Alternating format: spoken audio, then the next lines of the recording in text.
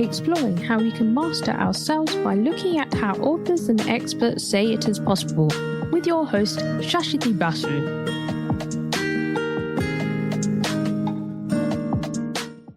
Welcome to Season 3, Episode 86 of How to Be with me, Shashiti, as your timid presenter, guiding you through life's tricky topics and skills by reading through the best books out there. There is no denying that the internet has had a positive impact on human connection. Compared to pre-internet times, we are now more connected than ever before.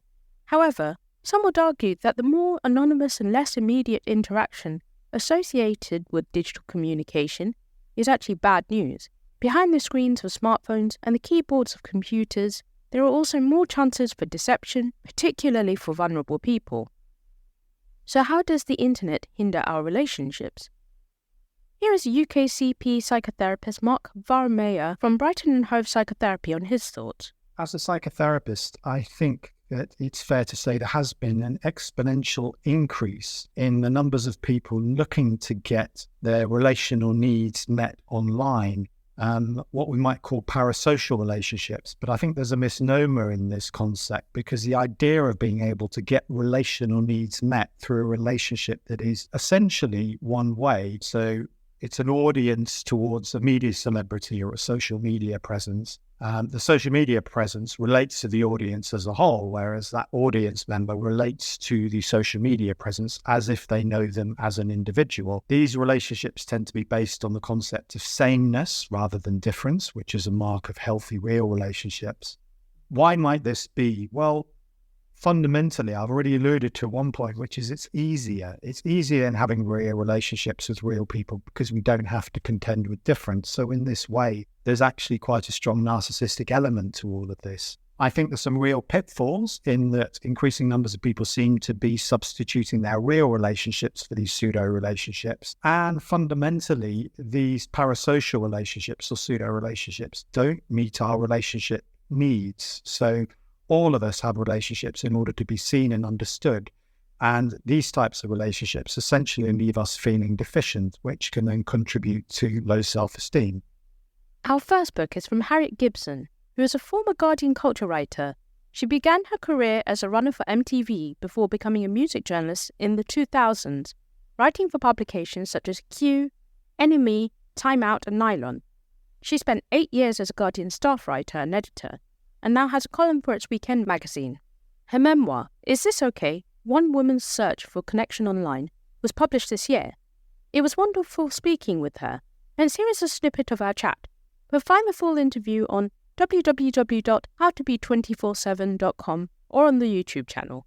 I would say it started out as voyeurism, very much so with me. It started out with access to all these people that I'd never been able to speak to, older boys primarily. And I could watch their movements online and I could see all these exotic women that I'd never seen before. And as someone who's always really loved watching people, always been really interested in finding out what it's like to be someone else, the internet sucked me in so much because of that.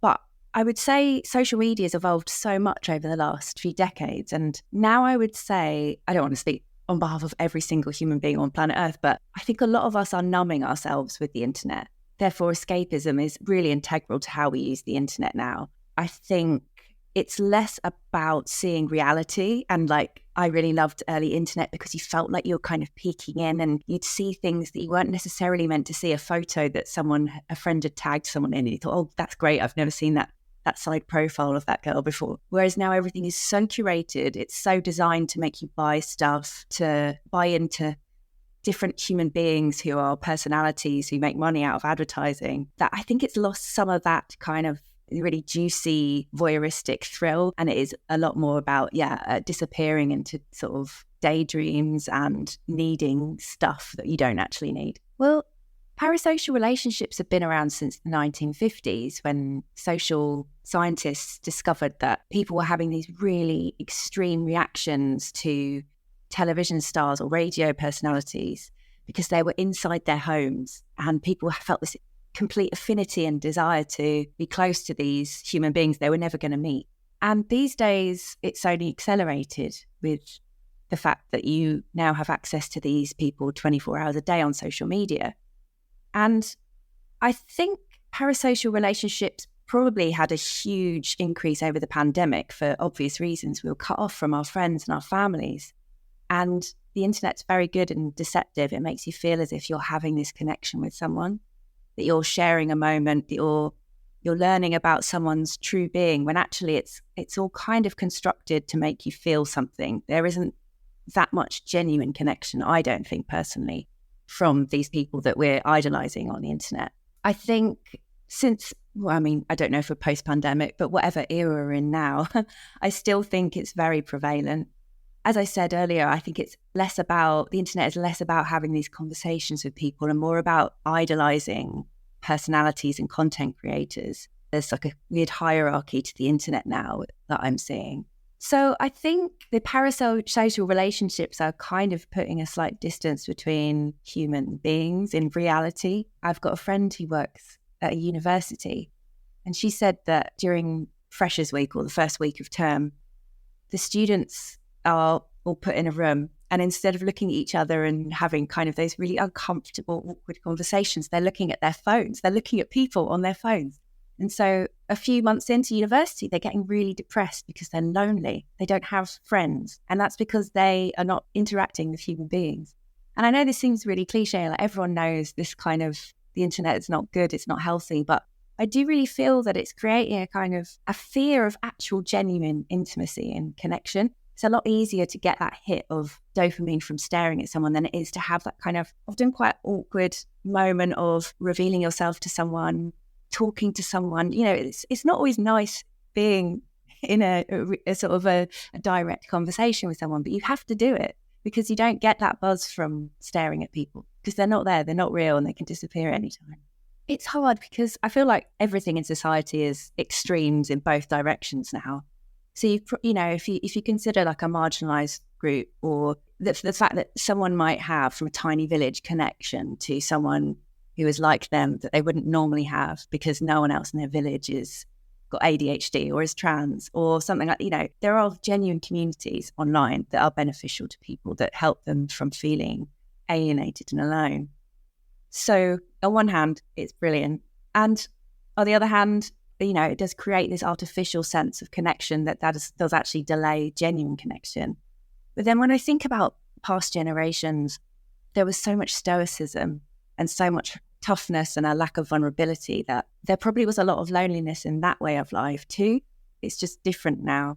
I feel like we share quite a lot online now, but I don't know if it's to the people that we need to share. It's these human beings on the internet rather than your sister or your friend. I don't know if we're lonelier. I really hope not, because I feel like the pandemic really gave people an opportunity to stop doing the things they should do. So just doing a chat on Zoom rather than meeting in real life, or giving us an excuse not to see family members, or I don't know, just not go out to restaurants, just all these kind of brilliant things that it's just easier just to do it on your phone, isn't it?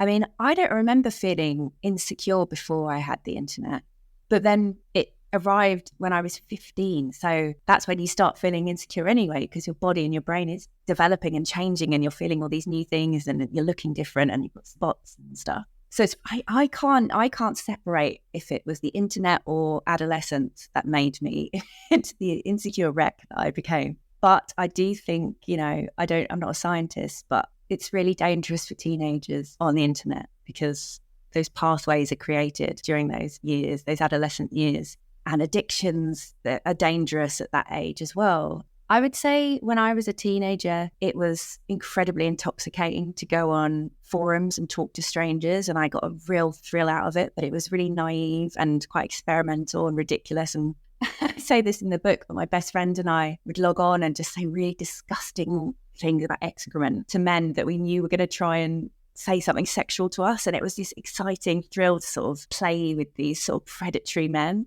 I mean, it was funny. I've spoken to lots of girls and they did something similar. It was quite empowering for a minute.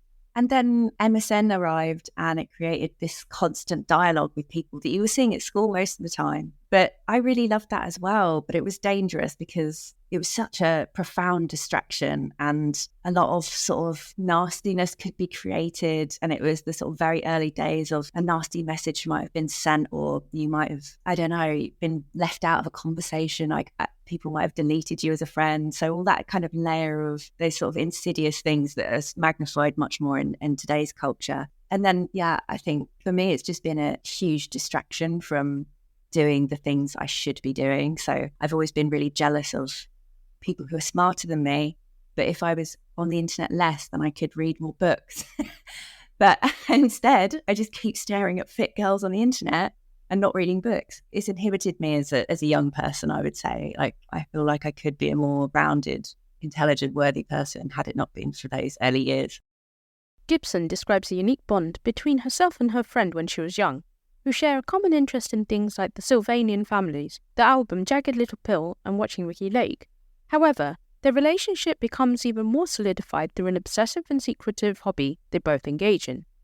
They meet on the roof of a deteriorating playhouse where they spend time together whittling sticks and observing an elderly couple who live nearby. Despite not typically being interested in people like the couple, they find themselves captivated by their every move. This voyeuristic activity serves as a connection to the adult world and creates a silent sense of camaraderie between the two individuals. The author rejects the label of voyeur and provides examples of what they perceive as true voyeurs: a man lurking in the bushes near their school and a landlord who invades privacy with hidden cameras. They contrast these individuals with themselves, emphasizing their innocence and youthful nature. They describe a moment when they derive excitement from observing an adult male unpacking Quicksilver t-shirts, suggesting that their interest lies more in curiosity and innocent fascination rather than intrusive voyeurism. However, she adds, if I had known back then that something would enter my world and amplify my inherent lurk mode compulsion to quite such a seismic degree, I would have cultivated an occupation for a more wholesome hobby instead. She talks about the phenomenon of parasocial relationships, which refers to the one-sided emotional connections that individuals form with public figures such as television personalities, musicians and influencers. The term originated in 1956 and has gained more prominence in recent years due to fanatical stan culture and the perception of constant access to celebrities through social media and reality shows. She highlights the troubling aspects of parasocial relationships, including a sense of entitlement to personal information and the potential for fans to become trolls or obsessively dedicated to uncovering details about their idols. It also mentions the creation of memes and conspiracy videos surrounding potential love affairs and conflicts within bands or other groups. However, with these kinds of relationships for the author, Gibson describes how a small part of their inner world feels recognized and understood when they engage with various forms of art and their artists. Whether it's in a large concert hall or on a stage, the experience of seeing themselves reflected in the art brings them a sense of upliftment and relief from the existential loneliness that is inherent in the human condition. It shows the power of art to connect to individuals on a deep emotional level and provide solace in the face of the universal human experience. She delves into a less discussed aspect of parasocial relationships, focusing on fixations that extend beyond celebrities and public figures. The author explores the realm of obsessions with ex-lovers, new friends, colleagues, or even random individuals encountered in daily life. These fixations can lead to online snooping and a sense of insecurity. Despite having fortunate experiences as a music journalist, the allure of online obsession persists, impacting the author's life. They describe a pattern of getting lost in unrequited fantasies and using the internet as an avenue for observation and escapism from the mundane or painful aspects of reality. The journalist reflects on how these online fixations have played a fundamental role in her personal growth and navigation through life, ultimately shaping their journey towards womanhood. Gibson also recalls memories of her childhood before the era of MSN. She describes this period as innocent and idyllic, filled with activities like climbing trees and screaming in playgrounds. She portrays a mixture of childhood innocence, mischievousness, and the exploration of boundaries. She also talks about her relationship with the internet during her coming of age in the early 2000s. They describe the typical setup of a shared family computer, a slow dial-up modem, and limited online time due to the need for the house phone.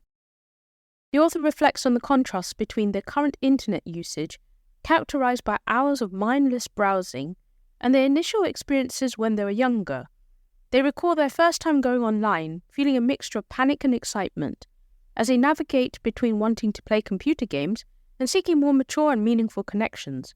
It captures the author's nostalgic memories and conflicted emotions related to their early experiences with the internet. When she used a website at the age of 14, she describes the initial impact of their website, finding it overwhelming and dangerous, but still intriguing. The author engages with strangers on the website, observing people logging in and out and interacting with them. They quickly learn the lingo of the online community using abbreviations like ASL, which is age, sex, location, to determine desirability and location. She adopts a fictional persona, presenting themselves as a 20-year-old woman with attractive qualities and living in London.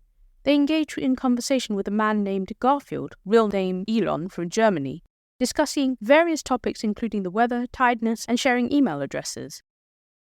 The conversation is not sexually charged, and the author finds it scintillating to interact with this character. It shows her curiosity, experimentation, and the allure of anonymous online interactions during her teenage years. This includes receiving a chain email warning and deciding to forward it on to her friend Elon, who had previously shown affection towards her. Elon responds, expressing his love for the author, highlighting the fast-moving emotions that can occur online. She also engages in online conversations with her friend Laura, feeling empowered when entering chat rooms together. They discuss their curiosity and fear around sex, drawing from observations of mating frogs and mocking the tabloid newspaper, The Sun's obsession with topless pictures of women. Combining their interest in gaming, socializing online, and a morbid curiosity about sex, they engage with men in chat rooms, leading them to believe they're initiating explicit conversations and sharing scatological exploits for amusement. It portrays the author's exploration of online interactions and the dynamics of relationships formed in cyberspace. The author's transition from using chat rooms to MSN, a new chat service, to communicate with their friends after school. She highlights the importance of proximity to people of the same age during adolescence. The chats on MSN are filled with abbreviations that allow them to quickly convey messages like "my mum is now in the room." The author finds catharsis in these computer sessions, as they have a lot to express and share, especially as she navigates the challenges and events of high school. This includes loving boys from afar and online, such as Rory, which becomes a real relationship. The author's experiences during a period of first love coincided with her addiction to the internet. She describes her memories of this exhilarating time as confused and acknowledged that it had a significant impact on her life. Rory played a crucial role in her emotional development, showing her the capacity to be loved beyond her family. At the same time, Gibsone's addiction to the internet coincided with this period. She reflects on how the distance and the screen between them and others online provided a unique opportunity for personal growth.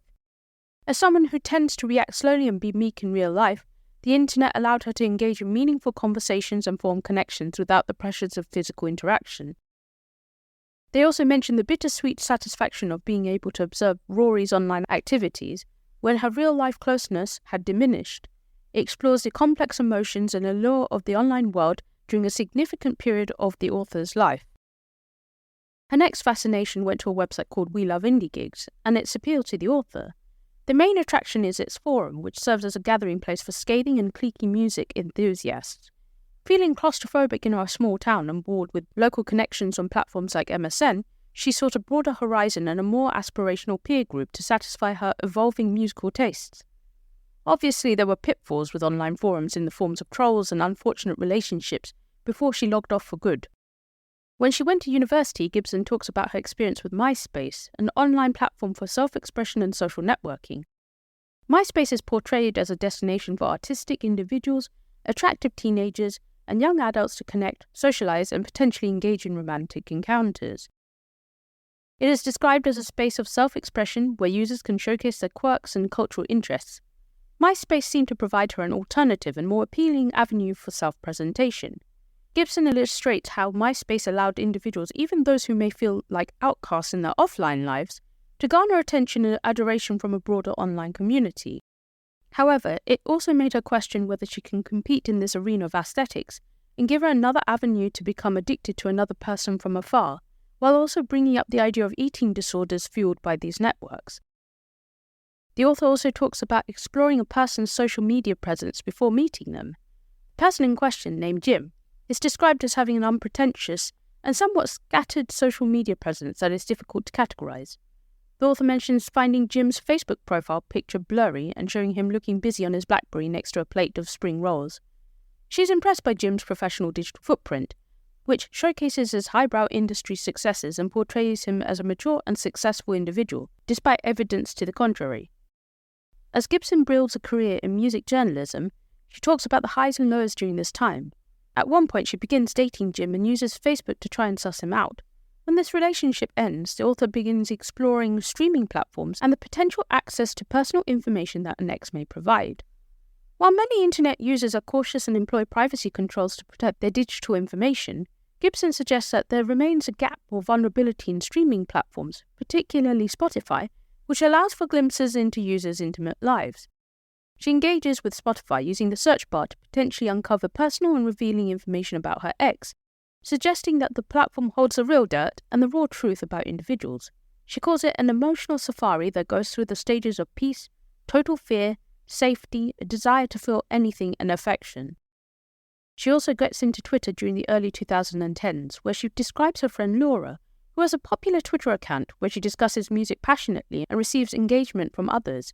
Laura's tweets and writings have gained recognition and influence, establishing her as a destination for music-related wisdom. Gibson contrasts her own style of writing and presence on Twitter, describing herself as boisterous and lacking a defined brand. She feels a pressure to contribute to the Twitter debate and further her career.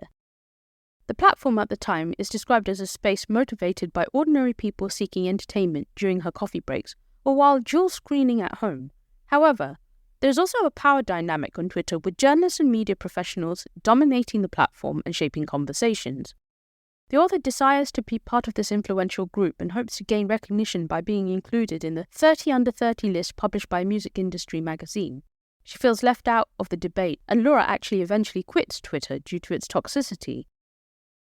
Gibson eventually marries Mark, who asks what she's working on one night, and she responds dismissively, saying that they are just checking emails before hastily closing her laptop.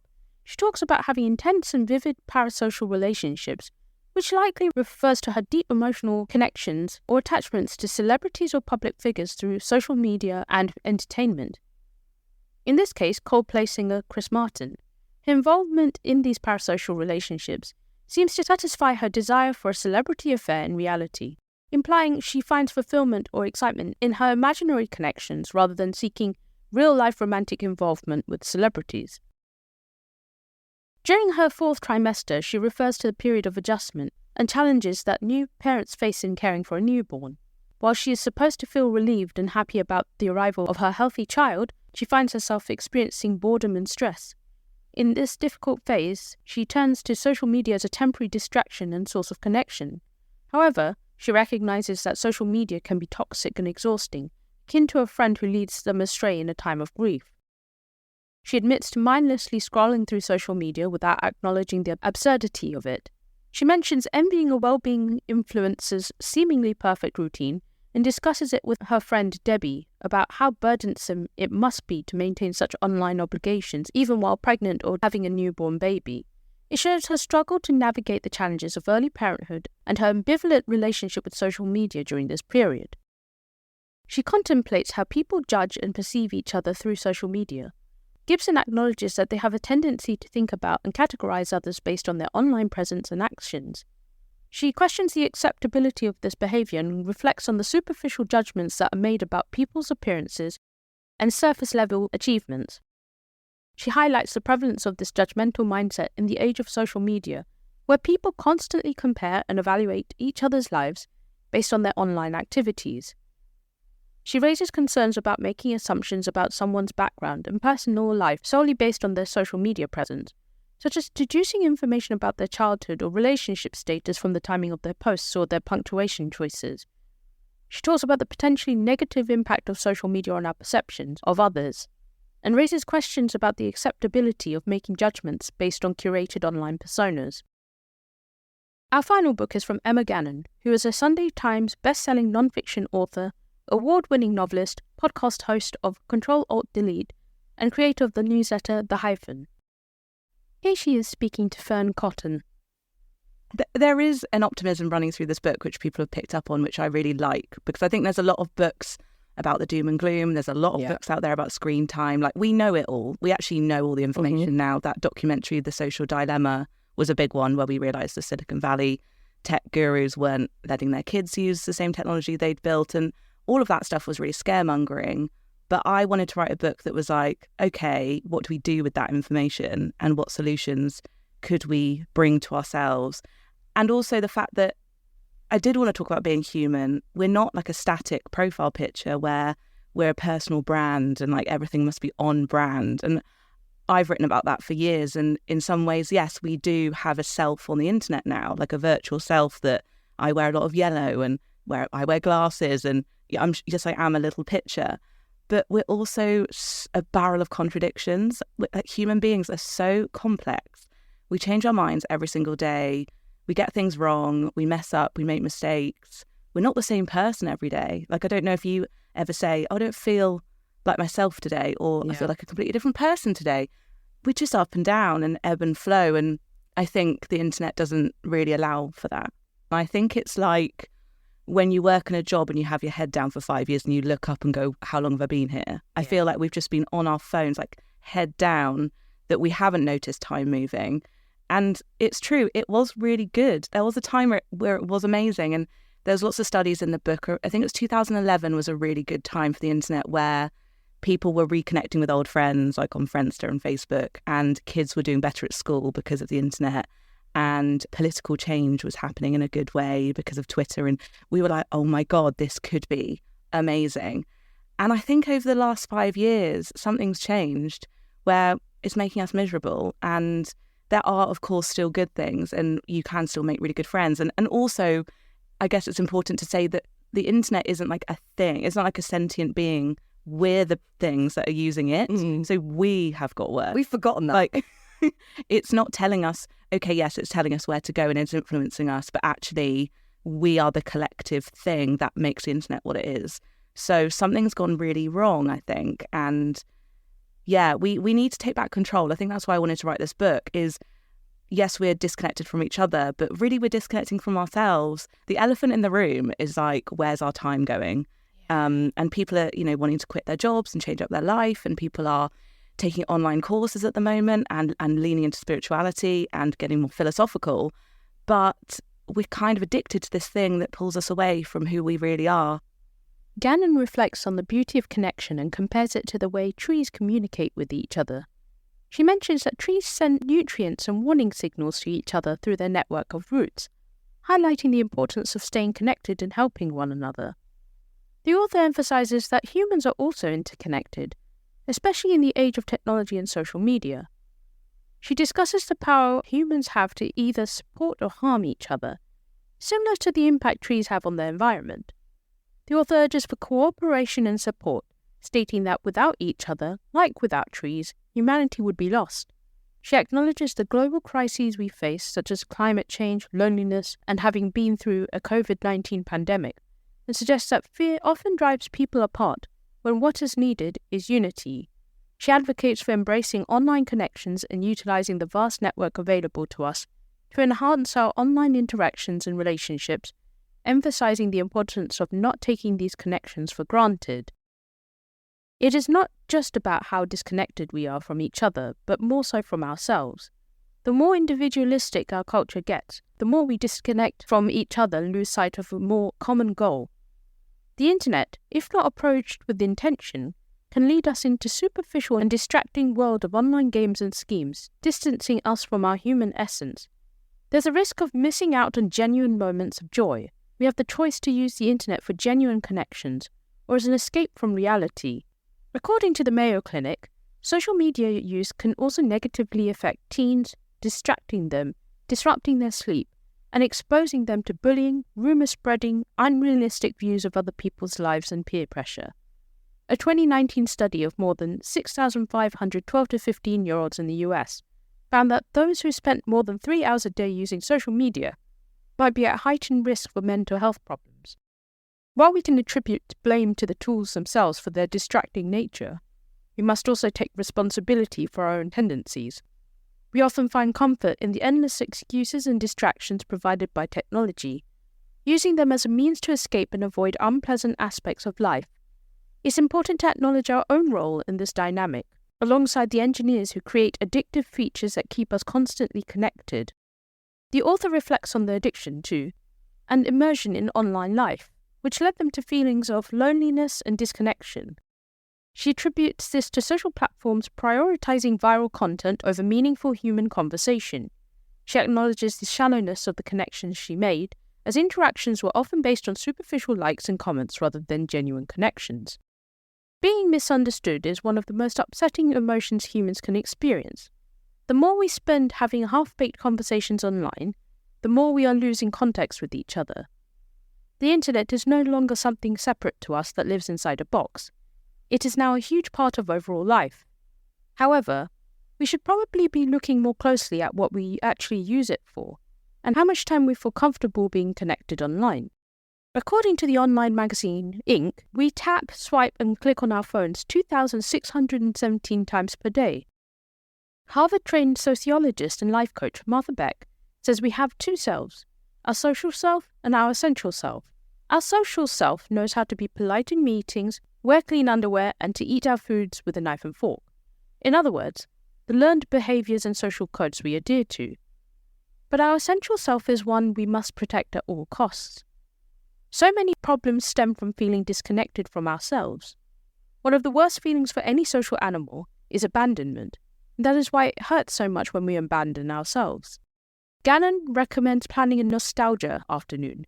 Play old music from childhood, old films that you might have watched with grandparents, connect with an old friend over coffee and talk about the past.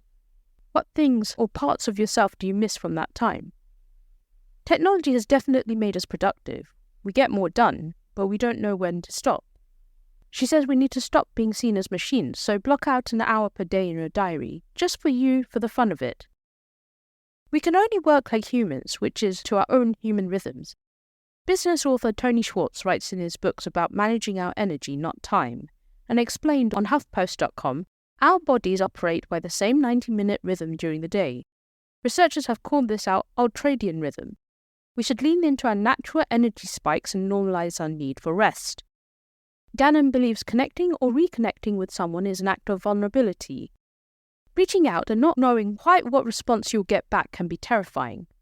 Showing our face without a filter, showing a messy room in our house, telling someone about our mental health, can bring us so much closer.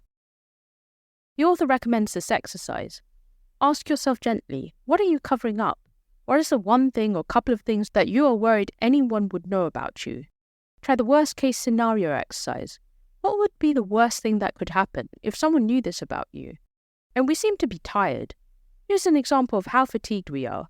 There's actually a Facebook group that exists where you pose a low-stakes question and the members of the group make the decision for you. It says, can't decide between two shirts, can't choose between pizza or spaghetti for dinner, let this group make small decisions for you. It has 143,000 members and counting. Sounds extreme perhaps, but it sums up a general feeling of overwhelm, of to-do lists, decision fatigue, choice paralysis, of the growing number of apps on our phones and the growing number of pressures put on us.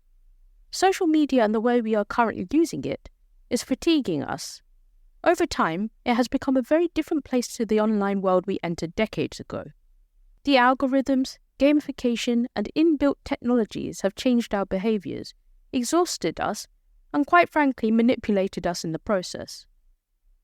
In 2017, a piece ran in the Independent newspaper about Justin Rosenstein, the man who invented the like button on Facebook, stating that he had in fact deleted the app from his phone. At the time he invented it, he believed it was awesome, but later admitted he feared it brought bright dings of pseudo-pleasure. In 2020, Netflix aired the documentary, The Social Dilemma, but it showed us via the horse's mouth how much darker it had become, resulting in the former employees at the big tech companies who designed the interface and engineered the addictive algorithms coming clean and cleanse their consciences. They explained exactly how the business models of social media companies are built on clever and strategic manipulation.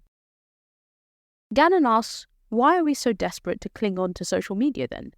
Our cultural obsession with productivity has also been exacerbated by our access to evolving technology, and perhaps we are now in so deep that we feel as though we wouldn't know how to function without it. We are also fatigued at the amount of online abuse, especially that which is targeted towards women, and specifically towards women of colour in the trans community. You wouldn't go to a pub where people were shouting and threatening to kill you, so why would you want to hang out somewhere like that online? This is the huge issue. People are not seeing other people as human and therefore thinking they can spout whatever hatred they want to them. We are fatigued at feeling as though we have to play a game to be seen. This applies in our personal and professional lives. It's not healthy for our lives to be performed and ranked. It's time to reconnect with ourselves, our most basic childhood selves, who were creative, direct, exploratory, and believed in basic fairness. During her teenage years, the author experienced immense joy through the world of the internet, with MSN chats and video game cheats providing endless excitement. The novelty of the internet, still relatively new at the time, made it a thrilling experience, even surpassing the allure of school playgrounds and books. Having a computer at home was seen as a privileged opportunity. Reflecting on her past, the author realizes that their internet addiction didn't necessarily grow gradually with the advancement of technology. Even at a young age, using limited SMS messages or accessing slow internet at cafes, they felt the same addictive pull towards digital device as they do now with modern technology. Their innocent curiosity as a child evolved into a job involving constant interaction with screens and technology, highlighting the enduring nature of their addiction. Gannon observes that many of her friends are leaving the internet, particularly platforms like Twitter. The reasons for this vary, including concerns about data collection and privacy, but primarily because the internet has become an unpleasant place. People feel exhausted from constant advertising and being told what to do or think. The author also mentions feeling overwhelmed, lacking creativity, and experiencing a sense of staleness when it comes to posting content online. Millennials might have grown up online, but now a lot of us have had enough. When she asked on Instagram, "What do you miss from 5 to 10 years ago online?" these same themes kept appearing. So number one was authenticity. People felt they could express themselves more freely back in the day, and it felt less contrived and curated. Number two, less fear. People felt they could post private jokes without risk of being taken the wrong way. Number three, blog communities. People genuinely connected over like-minded topics and making friends. Number four, spending less time online. People didn't feel as constantly tethered to it because we didn't always log on via our phones, i.e. we didn't have email on our phones yet. We weren't physically as addicted, we weren't using our thumbs as much. Number five, less advertising. We weren't being sold to every 5 minutes and therefore we navigated the internet in a different, perhaps for free way. Number six, less urgency. We used to understand that the internet was part of life but not the main thing running the show. The day emails went onto our phones was the day we moved from being slightly disconnected to being constantly on. The same type of answers came back when she asked, what one thing would people get rid of or change today if they had a magic wand? Number one, getting rid of the ability to post hateful content, bullying, trolls, revenge porn postings, anything that harms another person. Number two, introduce tougher penalties regarding online abuse. Number three, intrusive advertising. Companies who still do not respect the GDPR regulations. Number four, the ability to create or use bots. Number five, fake content, be it filters, fake news, or deepfake videos. Number six, removal of likes to end popularity contests. Number seven, inability to swing elections or politics. Number eight, take away anonymity and introduce an e-identity card. Number nine, fewer notifications in general. Number 10, make it easier to opt out of sharing any of your data. Instagram can be a place of inspiration, creativity, and community. However, it's the biggest myth that followers equal value or status. It is a dangerous myth because it breeds an environment and culture that focuses on vanity, metrics, and competitiveness. The word influencer doesn't just mean someone with mountains of followers. Everyone influences other people. She says the word influencer seems to have lost its meaning. The main thing is we get to choose who to follow.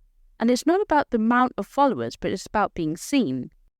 In the early days of social media, influencers were seen as rare and influential figures, considered the new celebrities with unique perspectives.